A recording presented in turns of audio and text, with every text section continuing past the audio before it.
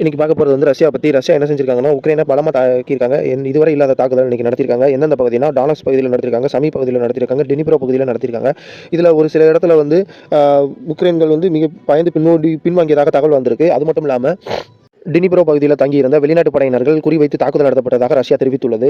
ஒடிசா பகுதியில் இருந்த ஐரோப்பா நாடுகளைச் சேர்ந்த வீரர்கள் தங்கியிருந்த பகுதிகளை குறிவைத்து தாக்கியதாக ரஷ்யா தெரிவித்துள்ளது. அந்த மாதிரி கார்கிவ் பகுதியில் அங்கு உள்ளவங்களை வந்து தூங்க விடாம ரஷ்யா வந்து தாக்குதல் நடத்தியிருக்காங்கன்னு சொல்லி தகவல் வந்துள்ளது. அடுத்து பார்க்குறது அமெரிக்கா பற்றி. அமெரிக்கா இந்தியா மீது 50% வரி விதித்ததுக்கு அப்புறம் இந்தியாவிற்கான ஏற்றுமதி வந்து குறைஞ்சிருக்கும்னு அமெரிக்கா நினைச்சு தப்பு கணக்கு போட்டது. ஆனால் இந்தியா வந்து மாற்று ஏற்பாடாகவும் மத்திய கிழக்கு பகுதிகளையும் தாய்லாந்து, சீனா போன்ற நாடுகளுக்கு ஏற்றுமதி அதிகரிச்சிருக்கு. இதனால பாசுமதி அரிசி வந்து வழக்கத்தை விட 6% ஏற்றுமதி அதிகரிச்சிருக்காங்க. அது மட்டும் இல்லாமல் சீனா, வியட்நாம், தாய்லாந்து போன்ற நாடுகளிடம் வர்த்தக ஒப்பந்தம் இந்தியா புதுசாக ஏற்படுத்தி 60% ஏற்றுமதி அதிகரிச்சிருக்கு. இதனால இந்தியாவின் வழக்கமான ஏற்றுமதியோட இந்த ஆண்டு வந்து அதிகமாக ஏற்றுமதி செஞ்சிருக்காங்க.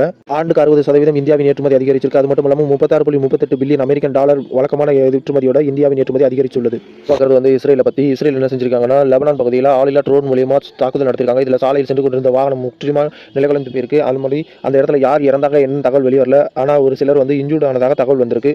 இந்த மாதிரி தகவல் உங்களுக்கு பிடிச்சிருந்ததுன்னா நம்ம சேனல் ஆர்எஸ் தர்பசாமி சேனலை சப்ஸ்கிரைப் பண்ணுங்க, லைக் பண்ணுங்க, கமெண்ட் பண்ணுங்க, ஷேர் பண்ணுங்க மற்றும் பெல் பட்டனை கிளிக் பண்ணுங்க. அப்பதான் நம்ம அப்லோட் பண்ற எந்த ஒரு வீடியோவும் வந்து உங்களை ரீச் ஆகும்.